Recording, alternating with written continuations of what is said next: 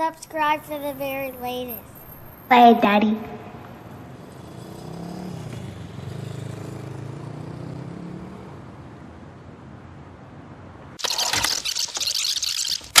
Chord Room, more than a podcast. We have a very packed show. We do. Oh, it's gonna be We got plenty to talk about. We have plenty to talk about. I'm hyped. I'm gonna say special guest, man. No special guest. You know, let's get into it. All right. Wait a minute. What is going on? Did y'all see me freeze? I froze. No, you good.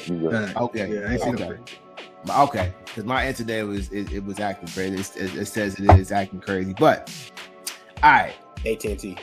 Hey, we'll do it. So let's go on and jump into it, man. Let's go on and jump into it, man. So listen, I ain't even gonna do the intro. I'm just gonna get right into it. You know what I'm saying? Shout out to everybody like it. Subscribing to the Chord Room, hold it down. We back. Man, we got so many episodes backed up. It's crazy. But it's content. You know what I'm saying? This one right here though, I'm gonna make sure I get this out tomorrow. That's what's up. So before we get started, man, I thought it was only right to really give just some condolences out. You know what I mean? Because I know personally I lost somebody. RIP to my homie John Cotton. You remember John, Chuck? He had the at the when we had the baby shower, he had the WWE shirt on. Yeah. The locks. Yeah, he passed away, man. What? Yeah, man, passed away. That bro, I'm telling you, it hit hard, man. I was my brother, man. But RIP to John Cotton. Man, yeah, man, crazy. That was the homie. Hip hop lost two very important people to the. I know one of them is one of the foundations of what hip hop of Southern music or Southern hip hop as we know it today. And one is a part of the foundation of the 90s version of hip hop that we know. So, RIP to Mr. C, DJ in New York, and definitely, I want to start the show off with Rico Wade. Rico Wade was tough. If you don't know who Rico Wade is, I consider him the leader of the founder, man. Organized Noise. He's the founder of Organized Noise. He's a very important piece to Southern hip hop. This Rico Wade, 1/3 of Organized Noise Production.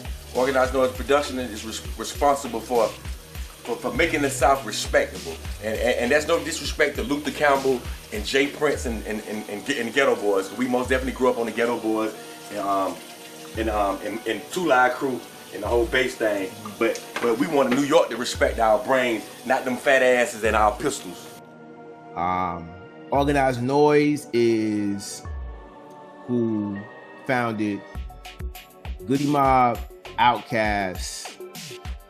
Man, the list goes on and on, man. But those are the two groups, including Cool Breeze and Fishbone. What's his name? Backbone. I'm getting Bone Thugs and I don't know. And I'm probably hungry. But anyway, yes, they're the founding members of the Dungeon family. So I wanted to. This is kind of like a special producers talk, even though we got another one coming down. But I just want to, first of all, Chuck, Trim are from Atlanta. They from Georgia, right? So I just want to quick. We're gonna carve out about 10 minutes, just to kind of get some props to Rico Wade. What does Organized Noise mean to y'all? Go go ahead, Chuck, man. I don't know. I mean, yeah, when I found out Saturday morning, I was at the barbershop, like, dang, Rico? And 52, right? 52. I was like, yo, this song's crazy. Like this is wow. It just feels like, a lot of hip hop legends are just, I don't know. I don't know if it's just the visibility or the awareness, but I just like, dang, these guys be leaving here like in early 50s. I don't know what the F is going on, but I think it hits different because Organized Noise, when you start talking about the Dungeon Family, Outkast, Cool Breeze, Goody Mob, that whole crew, I call it the family, was a big chunk of my childhood, growing up here in Georgia, so it the crazy thing is, like, as soon as it came, I already had it queued up. It just way things worked out, but I was already listening to Rico Wade's playlist on Tidal, and yeah, it's a good playlist. So I mean, Rico Wade is such a, I think, and it's crazy is that documentary they had, I think it was in 2016. They pulled it down. I think they're trying to put it back up, like on Netflix, Hulu, and other streaming services. Yeah, but Rico was such, including the other members, him, Ray Murray, and Sleepy Brown. Yeah, they were instrumental for Atlanta Sale, like as we know it today. And even Rico Wade's cousin, Future, is carrying that torch. So yeah, it some of the songs him and Organized Noise produce, most people are gonna figure out, and some of you just like, he produced that, like the Invoke song on the What's It Gonna Be? I'll set it off. What's It Gonna Be? Yep. Waterfalls. TLC. There's a few other like surprises. I was going through the playlist. They even hooked up Kilo, man. They did a joint for I think it was either Miles or Curtis Mayfield. Like Curtis Mayfield, I think. Yeah. So I mean,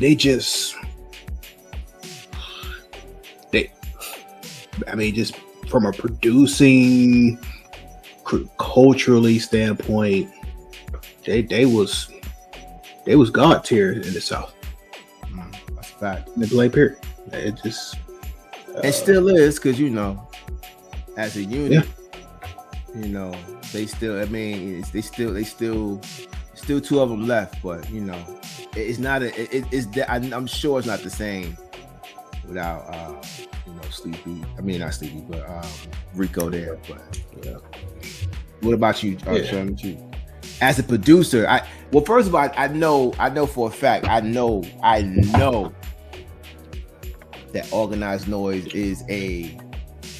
is like your influence. It's like Prince, and then there's Organized Noise, right? So what are your thoughts on that? Yeah, the impact that Rico and the rest of Organized Noise and the Dungeon Family did, as far on the South, was they made it to where literally the South was able to have something to say. For me as a producer, I mean, they were one of my biggest influences of wanting to do music as well. I mean, when I first heard, like, Southern Playalistic, that was them. I'm sorry, that was them all the way, from beginning to end. That album is like, classic, hands down. I mean, one of the reasons why I shout out Outkast all the time, as far as like, big influences as far as like music and hip hop goes. But Outkast wouldn't be Outkast if it wasn't for Organized Noise.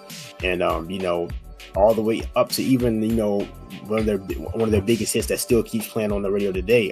So Fresh and So Clean, that's them. Mm-hmm. So it definitely hits differently, and it's gonna be he will be missed. I mean, shout out and much prayers to his family, and it's really sad. All right. Walt, do you know Organized Noise? What y'all just broke down, it sounds like I listened to a lot of Organized Noise. Like with the songs that he just like Southern Playalistic, that's like my favorite Southern hip hop song. Like that's my favorite Southern hip hop song. Like when I think of the South, like a song, I'm not saying that song is it, but for me, like when I think of it, that's one of the songs that just plays in right. It's so smooth the way it plays on the instruments and all that.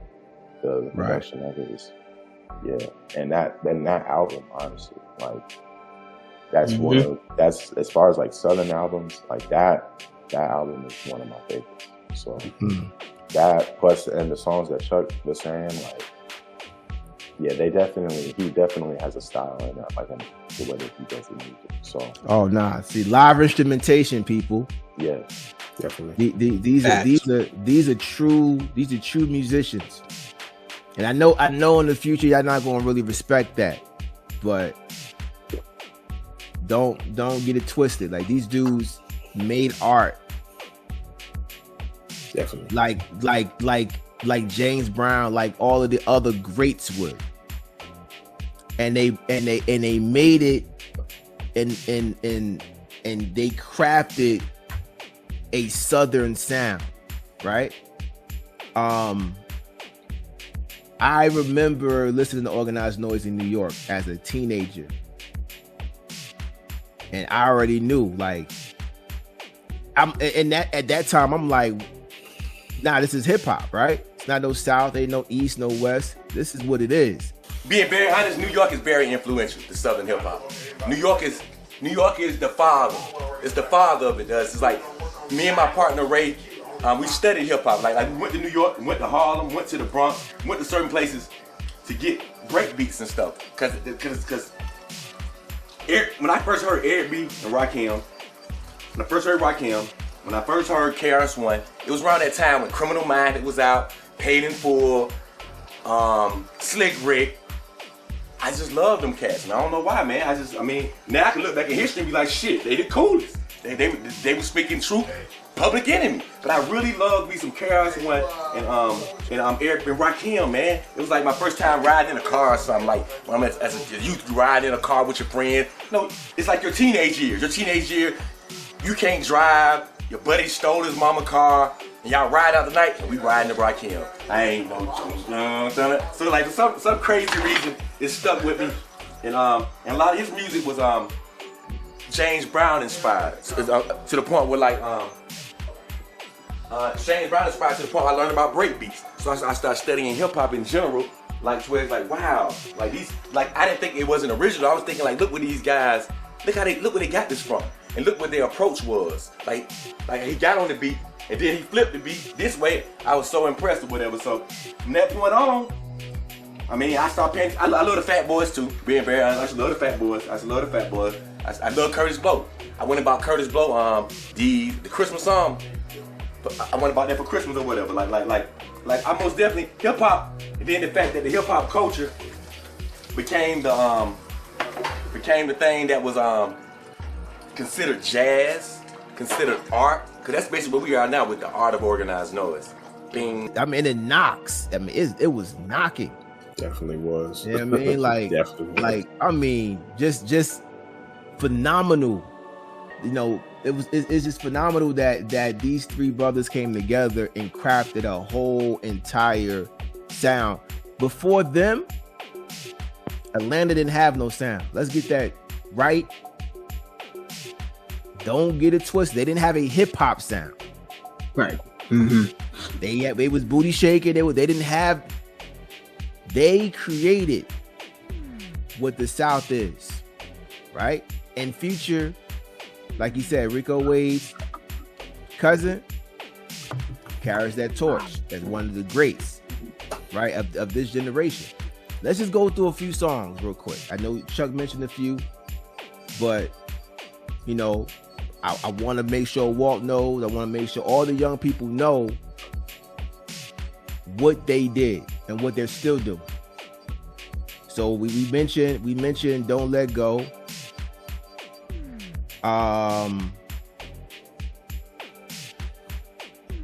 We did not mention Blackberry Molasses. Yep, Mister.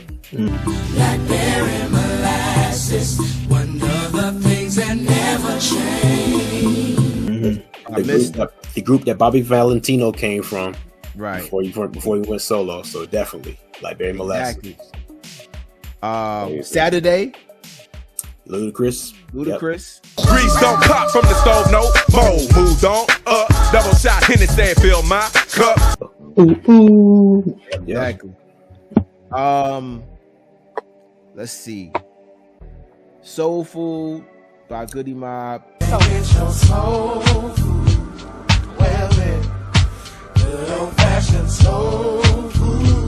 The whole album. That's where you get Cell Therapy, because if it wasn't for them, you wouldn't get that dope track. So I mean, but they produced Cell Therapy and Still Standing, all of it. So now, for you younger people who want to know what have they done today?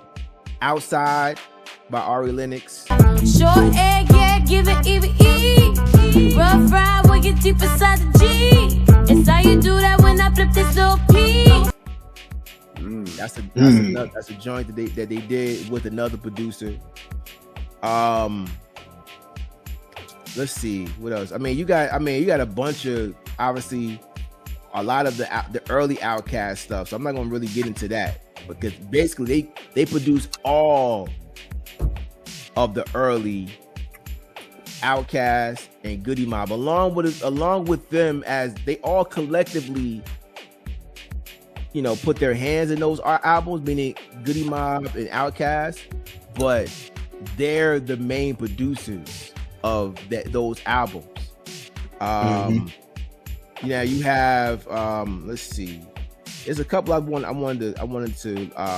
there's a couple of people that I wanted to highlight that maybe people know today. So they produced on Trey Songz's early I gotta make it album. They did this song called Coming For You. Obviously, like you said, they did Waterfall.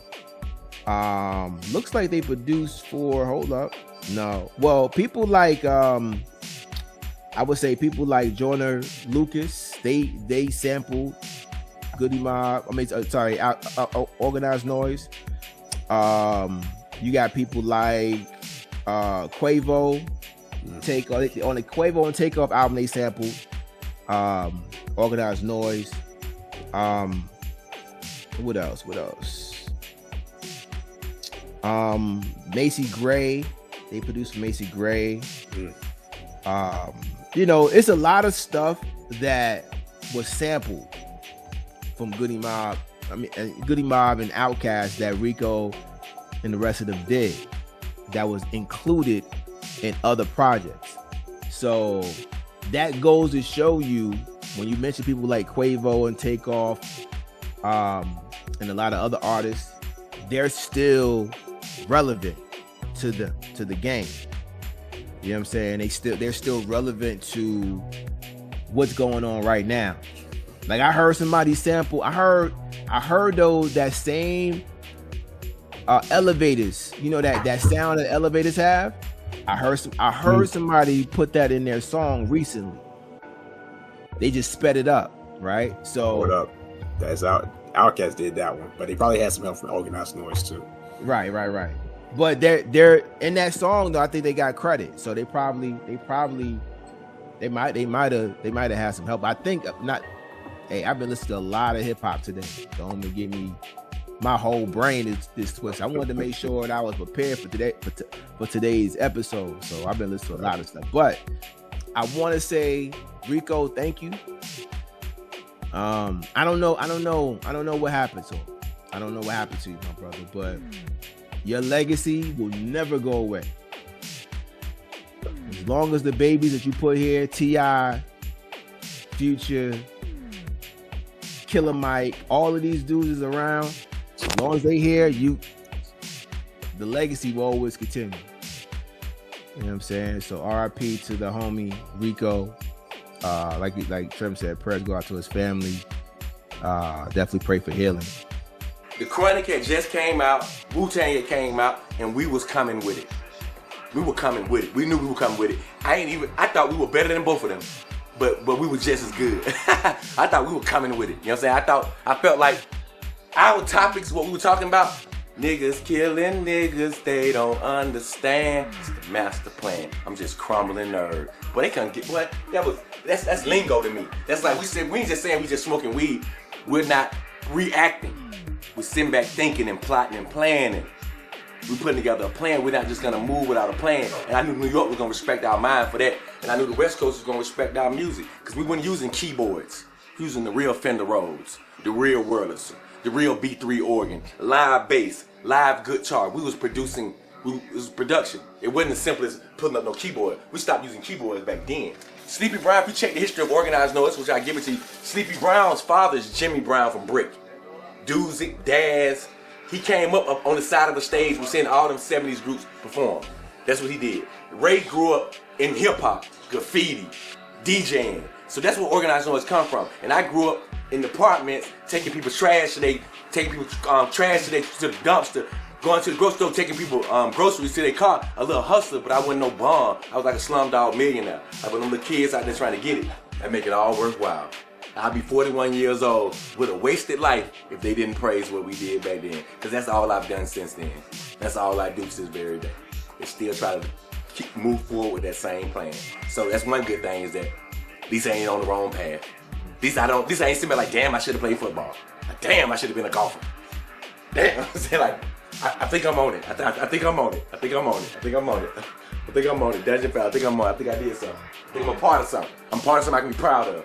I can tell my kids, my kids are proud of this. Waterfalls is, of course, I still get paid from Waterfalls. Waterfalls is a great accomplishment. It was just in that movie, The Millers. I love Waterfalls like that. Marquez wrote it, but that song gets us so much respect across the board. It gets us the kind of respect like John Lennon and Paul McCartney. It's that kind of respect. The In Vogue song, doing it for Sylvia Wrong at that time, she wanted us to come through for it. That was big. But all in all, I love all the Dungeon Family stuff. I love what we did for us as individuals. All these guys I grew up with that I was buying chicken for, that I was going to take my last 20 out buying chicken for, they got more money. They got and my little cousin Future, they got so much money that I'm so proud to know that I helped. You know what I'm saying? I didn't give them the money. You know what I'm saying? Or whatever, but the fact that we all took what we came a long way, man. It's a blessing. It's a blessing. It's a blessing that all of us work and we all got a chance to see stuff we never saw before. You know what I'm saying? We've all done things that we never thought we would do. And that's a blessing. Steeping in rap, graffiti, break dancing, DJ and B-boy stance, MCing. I harness those artifacts, collecting data of the transitions like an almanac. Hip-hop ain't dead, these young boys different, adapting. Over time, every day the world's spinning. Let's celebrate the fact we still winning, we global. Kids from the project became moguls. Real to real track boards to Pro Tools, vinyls, cassettes, and the tape decks, CDs. Now you can stream your music to the consumer direct and get most of the check. I'm noble, and with that, I gotta respect that you ain't gotta accept that you can ride and get left, yo. Bars beyond ground level, now they celestial. God crafted these birds, I'm just a vessel.